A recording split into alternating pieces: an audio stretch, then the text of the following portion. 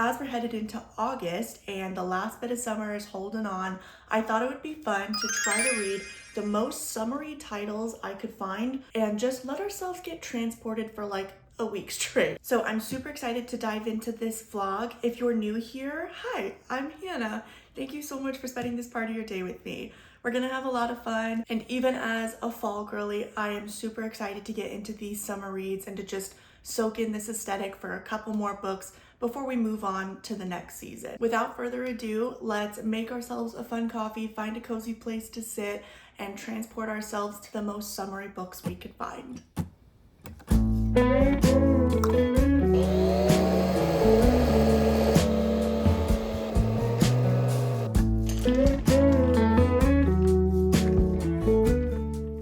Okay, the first book we are starting with is The Perfect Couple by Ellen Hilderbrand.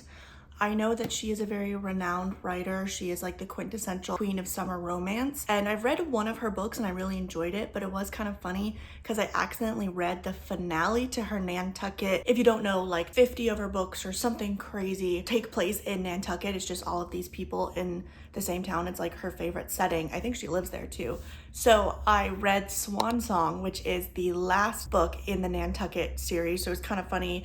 I could tell it was somewhat a like farewell or an ode to all of these books that she had written, but it was my first Ellen Hilderbrand, so that was kind of funny. But it makes for this read to be really enjoyable because I'm just getting back into her world, her story, her style of writing and such. I'm actually already that much into the book. That's page 183 of about like 450, 460, and I'm really enjoying it so far. I have definitely felt like it's a movie in my head, which I haven't really felt in a long time with a book, so that's really fun. This book is a murder mystery. The maid of honor in a wedding is found dead the morning of a wedding, and it's like but the wedding of this really wealthy English couple or English family, and the bride and the bride's parents come from a very modest background. You find out that the mother of the bride is sick. She's done well so far to sort of start with. You're just wondering why, of all people in this huge wedding party, like guests and everyone, that she's the one that died. And then she's doing a good job of intriguing you, but not overwhelming you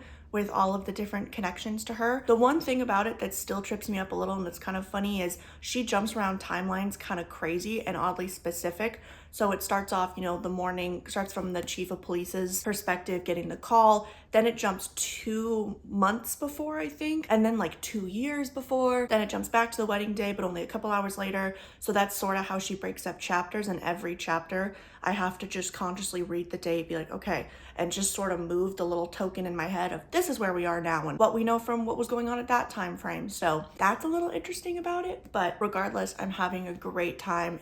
I've just genuinely wanted to like turn off TV and all other forms of entertainment to pick up this book. So I think that's a really good sign. I'm excited to sit back and transport back to Nantucket for our first summer read of the video.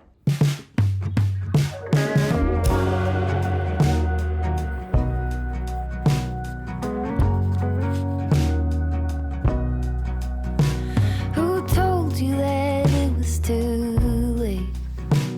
When was it that you started leaning that way? 4 tires cut into the clay. It dries up and now there's just one road to take. Good morning. Happy Tuesday. So I have finished the first book of this video. Last night, I literally stayed up to finish The Perfect Couple by Ellen Hilderbrand. I'm gonna give this one 4 stars, and that's mainly because overall, super entertaining book. I mean, I read it in like 2 days. I just wanted to do nothing but read this book. It was super fun. For having, I think, 11 main characters, I could always tell whose mind we were in, whose perspective we were in. She did a good job switching voices, which I thought was really impressive. It lost a star because of the ending. Without giving any spoilers, in my opinion, it was anticlimactic. The way that she decided to wrap up the mystery kind of bordered on like feeling, why did I read this book at all? But it was also just so entertaining that I didn't hate the book for it. I wasn't like super mad, so that was just kind of funny. But 4 stars, a really strong start to the video. I am super excited to have finished a book on Monday. Today's only Tuesday. We've got plenty of time to go to get into the other summer books. So now we are going to move on actually to my July book of the month, These Summer Storms by Sarah McLean. I think that's how you say her name, McLean. This is a new author to me. From my understanding, it's sort of like a summer inheritance games. I've actually never read inheritance games, but the patriarch of the family basically set out this challenge for his kids, and then possibly like cousins and stuff are involved or something. And our main character Alice Storm hasn't been welcome at her family's magnificent private island off the Rhode Island coast in 5 years, not since she was cast out and built her life beyond the Storm name, influence, and untold billions. I'm excited again. We've got that East Coast summer, which is kind of funny because I'm a West Coast girl, and so far the two like most summery books have been on the East Coast. And there's something different about like a West Coast summer and an East Coast summer. Is just super interesting that I'm realizing that. But I mean, I love the cover. Like, do you see that like the watercolor art? It's similar. I actually have One Golden Summer here, and look at they're basically the same cover. That's so funny. So yeah, we're gonna get into it. It's I think about 360 pages, so right in between of a normal book. Let's get into book 2.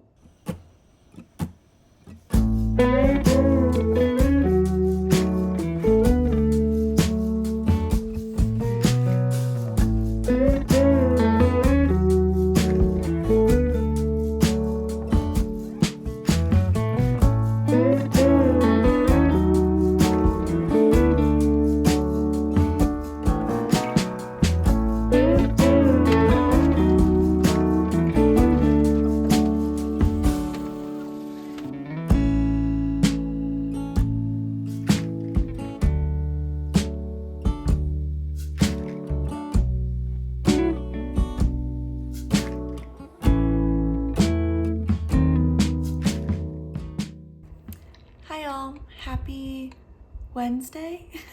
It's the next day, but I have been reading These Summer Storms. I'm about 25% through, and I've just been kind of having some thoughts that I wanted to share.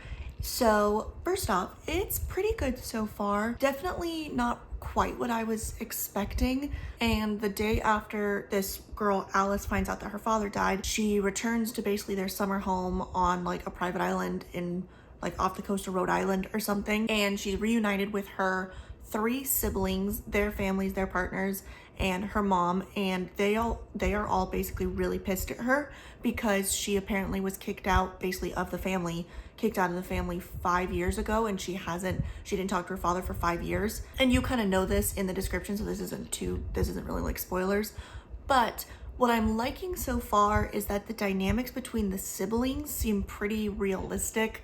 The banter and some of the arguing, and there was even one part where a sister compliments another sister and mentions something about like it's a way to apologize without actually apologizing that only a sister can do. And I related to that a lot. It made me think of just many conversations and interactions I've had with my own sister. So that was a part I was impressed with. The thing that keeps tripping me up though is I literally keep thinking they're teenagers based on the way that they're behaving and talking to one another and acting, and even their attitudes about having passed away, and just the games they now have to go through to basically unlock their inheritance. It'll say something about like, oh, her sister's 40 years old and she's 33 or something like that, and I have to rewire how I'm picturing these people. And I was thinking about it, and it's not even that I'm just used to reading books about teenagers, because the book I just read, The Perfect Couple, they're all adults, but it's just the way that they're behaving and the way that like they're interacting, even how she's thinking about her love interest and stuff. And it's just, I don't know if I like that. Like, it kind of seems like you guys are adults. You should be able to work through it in this way. And I get the point is that they're a super dysfunctional family, but that's just been a little bit weird for me. So it's definitely picking up. At the beginning, the first couple of chapters, I kind of struggled. I kind of was regretting this being my second book choice, but we're getting into it, and the conversations and the dialogue has been really good. So just very smooth and easy to picture. I just don't agree with the characters, if that makes sense. Like, the writing itself, good, enjoyable. The characters, not my favorite. I have finished finished These Summer Storms by Sarah McLean, and it's time to talk about it a little bit because I've been gathering my thoughts I finished it yesterday. And yeah, so in the end, I ended up rating this 2.75 stars. It just was not for me. First, we'll start positive though, and we'll start with the pros. The dialogue and the dynamics between the siblings, there are 4 siblings, was realistic, I will say. It was funny, and that like heartwarming just inside jokes you get with siblings and that sort of dynamic, and the hint at the history I think was well done. But that was kind of like my only thing I liked about it. Yeah, beyond, I mean, I still finished it. It wasn't a DNF. It wasn't that bad enough to not want to finish, but I just don't think that it was right for me. So we're gonna move on to the next summer book and the last book in this video, which I'm really excited about, and that is The Rom-Commers by Catherine Center. I love Catherine Center so much. I've read How to Walk Away, Happiness for Beginners, The Bodyguard, but this one we follow Emma, who is a screenwriter, and she loves rom-coms, so hence The Rom-Commers, and she gets the chance to rewrite a script from a famous screenwriter, Charlie, who basically doesn't believe in love anymore, and his screenplay sucks.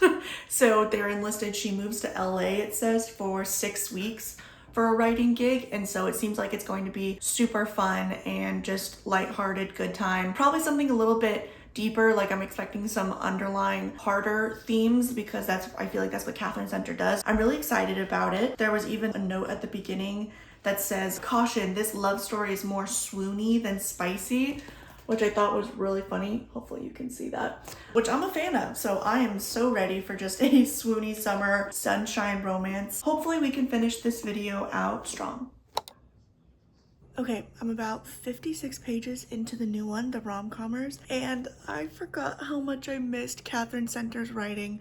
She's already tugging at my heartstrings. I'm already kind of suspecting a 5-star read with this one, but so far I find Emma in the book really charming, really sweet and intelligent, and just like so passionate about screenwriting. And I feel like too, the things or the movies that they're bringing up I actually know and I do also love, so that's really cool to be like nodding along with the character of like, yeah, that's a great rom-com and that kind of thing. You learn early on that the screenplay that she's helping him rewrite is sort of a modern day take on It Happened One Night, and I watched that movie for a film class in community college and just absolutely loved it, and it just kind of opened my eyes to a whole different era of the classic movies that I didn't really know yet. So it's really cool to hear it talked about, and I'm really excited that this is the main manuscript that they're going to be talking about. And Charlie so far you can tell he's gonna have a big arc, which I mean, I hope. It's Catherine Center, so I think she is gonna have a pretty big arc, but he's kind of just like an arrogant screenwriter. The first 56 pages flew by, and I'm just, feels good to be back in Catherine Center town.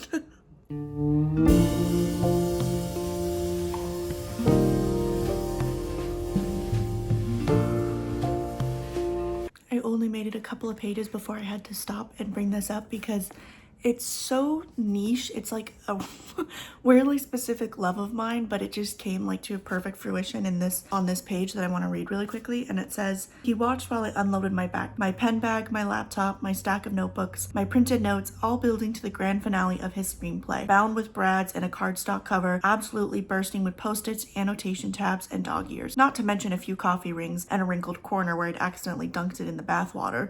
A well-read script for sure." Those sort of descriptions of just someone's passion, like I love, it's so weird, I don't even know how to describe it. I have literal pictures saved on Pinterest of someone's entire book laid out on the floor, or a messy manuscript, edited, annotated. My favorite pages in my Bible even are the ones where there's notes in the margins and different colored highlighters because I've come back to it at different times, and a sticky note here, tab there, and I just love when you can see evidence in stillness of someone's brain working overtime. And it's so niche, but it's always been a weird love of mine, and so it's just really cool to see it on the page here in this book.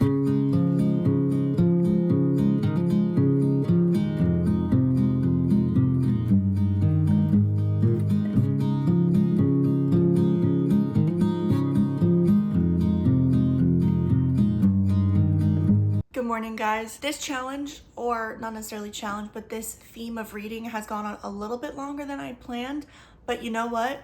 For this book, it's worth it. It's, oh my goodness, I have probably like 50 pages left, and unless things hit the fan in the next 50 pages and the last teeny tiny bit left, this is probably a new favorite book.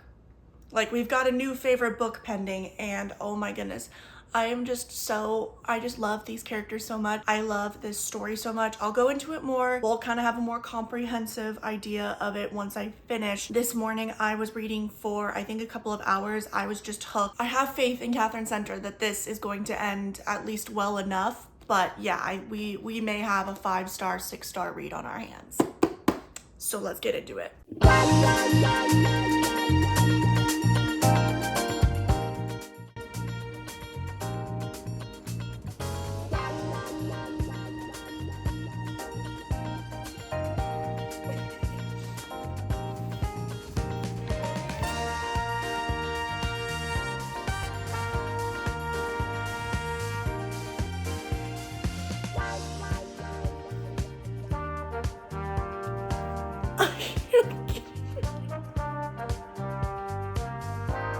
Catherine Center!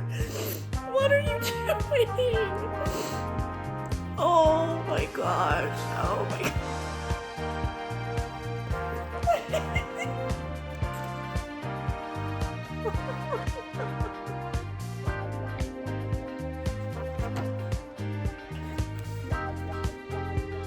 I'm gonna cry. No.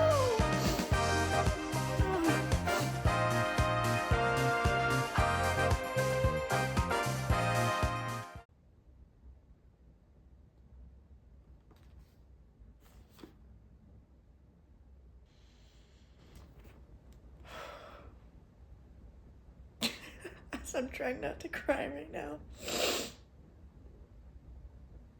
5 stars. That feels so trivial to say after I'm having this reaction, but there was a really cool author's note at the end where basically she talks about the beauty of love stories and romance books. And yeah, as an aspiring romance writer, newly aspiring romance writer, it spoke to some insecurities I have, and it spoke to some fears, and it was just very beautiful, and I greatly admire you, Catherine Center. And yeah, I'm gonna need a few minutes before I can talk about this book. Highly recommend.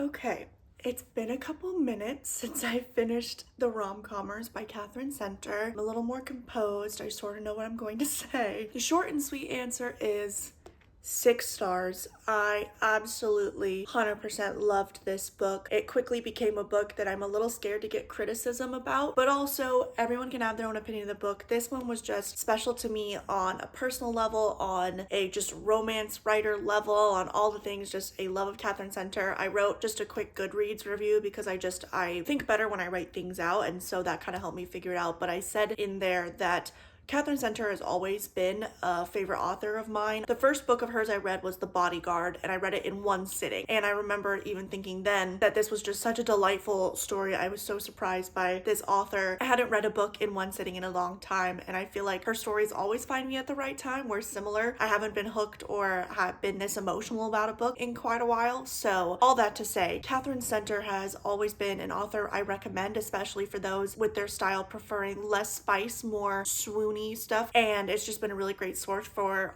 readers with that taste. But this book truly launched her from just an author I recommend to an inspiration to me as a writer. Her dialogue is unmatched. I love her banter, but I think just all the things they said throughout the book about writing and stories and the power of love stories and the power of human connection and all of those things were just so well done. And her family dynamic was just so real and raw and beautiful and painful, and just all those things that, like, family gets really messy, but sometimes within that mess is where you find the most beautiful moments. And so in true Catherine Center fashion, there was something at the very end that just like threw me, and then she quickly like wrapped it up, so it was just kind of like, gotcha. So it definitely scared me. Highly recommend. I just recommend Catherine Center in general, and wow, what a way to conclude this video.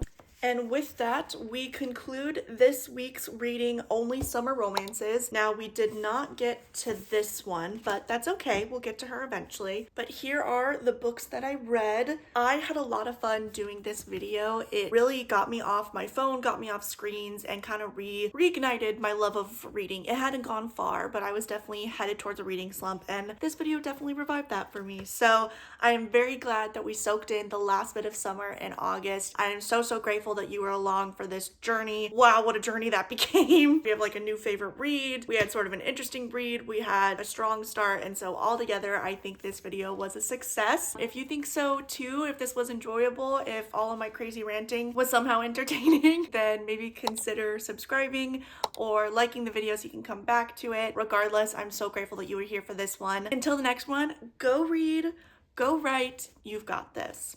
Bye.